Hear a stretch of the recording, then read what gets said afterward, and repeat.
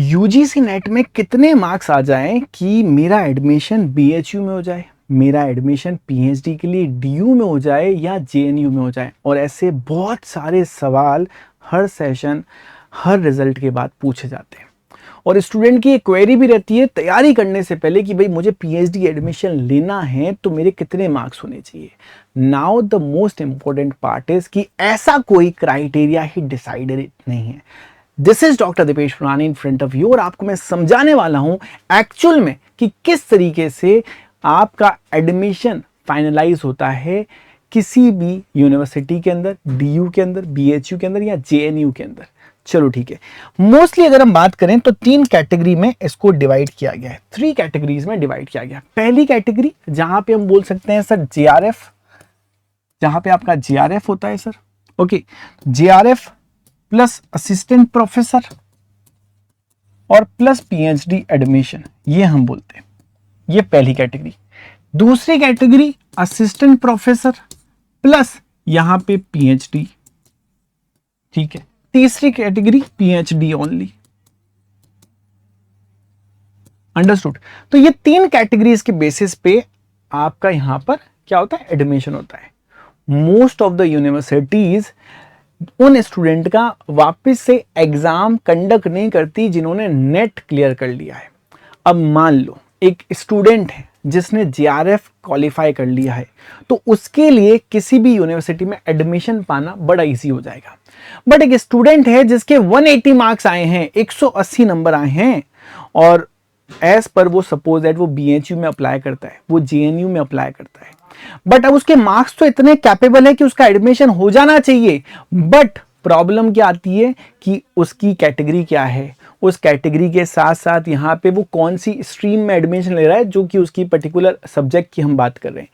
Third point कि कितने लोग उसके साथ कंपीट कर रहे हैं एडमिशन के अंदर, तो ये सारी चीजें भी एडमिशन के टाइम पे दिखे जाती है। अच्छा, एडमिशन सिर्फ आपके नेट के बेस्ड पर नहीं होगा। यस, अगर आप नेट क्वालिफाइड हैं तो एक सबसे अच्छा पॉइंट ये हो जाता है कि आपको जो यूनिवर्सिटी के खुद के एग्जाम्स होते हैं वो नहीं देने होंगे। चलो, एक पॉइंट तो अच्छा है। दूसरा पॉइंट, नेट के साथ आपको वाइवा मतलब कि आपका इंटरव्यू वहां पे लिया जाता है। जिस भी यूनिवर्सिटी में आप पीएचडी के लिए अप्लाई करने जा रहे हो, जहां से आप पीएचडी करना चाहते हो, तो वहां पे आपका एक इंटरव्यू लिया जाता है। उस इंटरव्यू का मोस्टली वेटेज होता है बाकी यूनिवर्सिटी की। अगर हम बात करें एवरेज, अगर मैं बता दूं आपको, तो 30% का रहता है, मतलब कि 70% आपके नेट के मार्क्स डिपेंड करते हैं और यहाँ पे 30% हमारे पास क्या होते हैं, जो इंटरव्यू का वेटेज होता है वो डिपेंड करता है। अंडरस्टूड। तो ये इसकी के बेसिस पे आपका पीएचडी में एडमिशन होता है। तो मोस्ट ऑफ द यूनिवर्सिटी, अगर आप चाह रहे हैं कि भाई आपका जेआरएफ क्वालिफाइड है तो ऑब्वियसली स्टाइफंड भी मिलता रहता है आपको। असिस्टेंट प्रोफेसर के लिए अप्लाई कर सकते हैं और पीएचडी के लिए।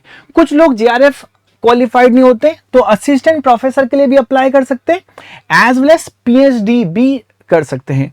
कुछ लोग जो असिस्टेंट प्रोफेसर लेकिन नेट क्वालिफाइड नहीं है तो वो सिर्फ पीएचडी ओनली ही के बेसिस पे सिर्फ पीएचडी का एडमिशन ले सकते हैं। अंडरस्टूड। तो ऐसा नहीं है कि नेट क्वालिफाइड है तो पक्का ही है पीएचडी में एडमिशन मिल जाए। यस, आपका इंटरव्यू, आपका वाइवा डिसाइड करता है कि आपने वहां पे कितना स्कोर किया और वो कैसा इंटरव्यू किया है। तो यही सारी अपडेट्स है कि कोई भी पर्टिकुलर ऐसा क्राइटेरिया नहीं है कि मैं आपके सामने मार्क्स को परोस दूं या कट ऑफ को दिखा दूं। नहीं सर, हवा हवा में कोई कट ऑफ काम नहीं आएगी।